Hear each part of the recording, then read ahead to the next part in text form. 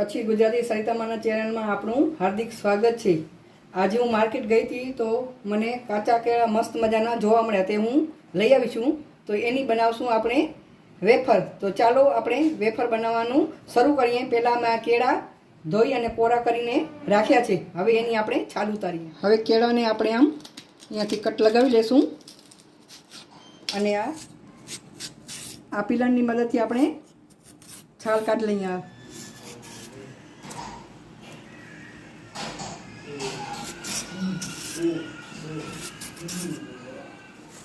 આપણે આ બધા કેળાની અત્યારે છાલ નથી કાઢવાની, આમ એક એક કાઢ નકર કાળા પડી જશે, બરાબર। આમ થોડી થોડી અંદર છાલ લે તો કંઈ વાંધો નહીં, આવી રીતે આમ કાઢી લઈશું। હવે ને તેલ ગરમ કરવા મેં મૂક્યું છે। હવે આપણે આ વાટકીમાં આપણે અડધી વાટકી આ પાણી લઈએ, એમાં આપણે 2 ચમચી મીઠું એડ કરશું અને 1 ચમચી હળદર, એને આપણે બરાબર આમ મિક્સ કરીને રાખીએ અને મીઠાને ઓગાળી લઈએ।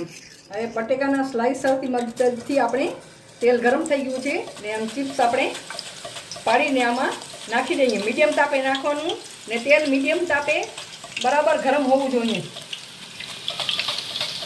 ફૂલ વધારે ગરમ ફૂલ ઉપર રાખશું તો બળી જાય, જેટલી સમય એટલી આપણે આમાં નાખી દઈએ ને 1-2 મિનિટ સુધી એને હલાવવાનું નહીં। આને મને લગભગ આખા કેળાની અંદર આવી જશે।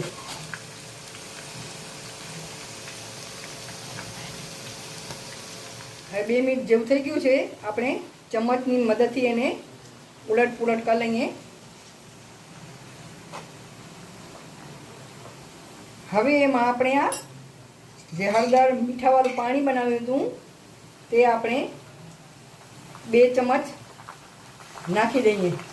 આવી રીતે આનું આમ અવાજ આવે અને પાણી એનું બળવું જોઈએ।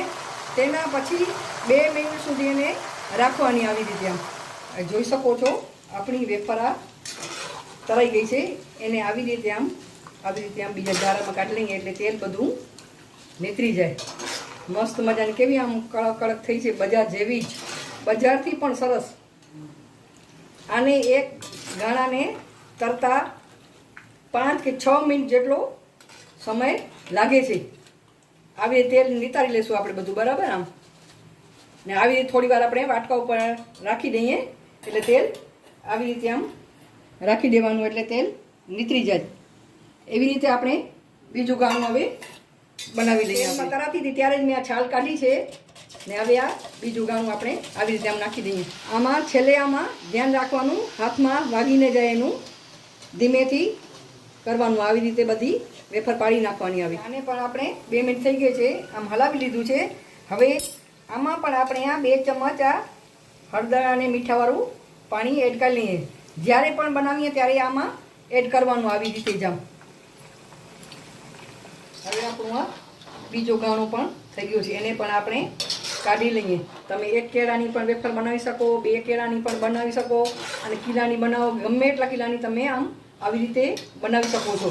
પહેલાં ગાણામાં વાર લાગે, બીજા ગાણામાં 1 મિનિટ ઓછી થાય, બરાબર। આમાં 6 મિનિટ લાગી હોય તો આમાં 5 મિનિટ લાગે છે ને મસ્ત મજાની આ વેફર થાય છે। આ તેલ આવી રીતે આમ નિતારી લેવાનું ને આમ વાટકા ઉપર આવી રીતે જ રાખી દેવાનું।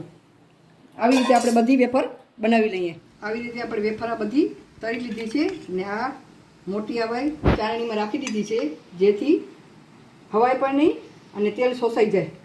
હવે આપણે આને મસાલા ફ્લેવરની કેવી રીતે બનાવવું એ હું તમને આપણે આ વેફરમાં ચાટ મસાલો નાખશું, 1 ચમચ લાલ મરચું, આ મસાલા ફ્લેવરની આપણે બનાવી દઈશું। હાથથી આપણે આ મિક્સ કરી લઈએ આવી રીતે।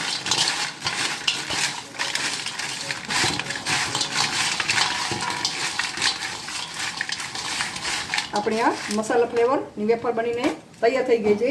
હવે બીજી રીતથી બનાવીએ। આમાં આપણે આ મરી પાવડર એડ કરશું। આ મરી પાવડરવાળી આપણે બનાવીએ, જેને જે ભાવે એ ખાઈ શકે, બરાબર। આ બની ગઈ આપણી મરી પાવડરવાળી। આ છે આપણી હળદર અને મીઠાવાળી વેફર। તો 3 ફ્લેવરમાં આપણી આ વેફર તૈયાર છે। આ મસાલા અને ચાટ મસાલાવાળી આ વેફર, આ મરી પાવડરવાળી વેફર અને આ સાદી વેફર તમે ઉપવાસમાં પણ આ વેફર ખાઈ શકો. ઉપવાસમાં તમે વેફર ખાવી હોય તો તમે સેંધવ નમક અંદર નાખી શકો છો. ને આ તૈયાર છે આ મારી કેળાની ફટાફટ બનતી વેફર, તાજી વેફર. આ હું રેસીપી અમારે એક પ્રવીણાબેન હતા એની પાસેથી હું શીખી છું અને એમાં થોડું થોડું નવું ઉમેરતી આવું છું. આનો ફાળો મારા પ્રવીણાબેનને જાય છે. મારી રેસીપી તમને ગમે તો લાઈક કરજો, મારા ચેનલને સબસ્ક્રાઈબ કરજો, શેર કરજો અને કોમેન્ટ કરજો. ને જરૂરથી ચોક્કસથી તમે આ રેસીપી આ વેફર બનાવજો કેળાની.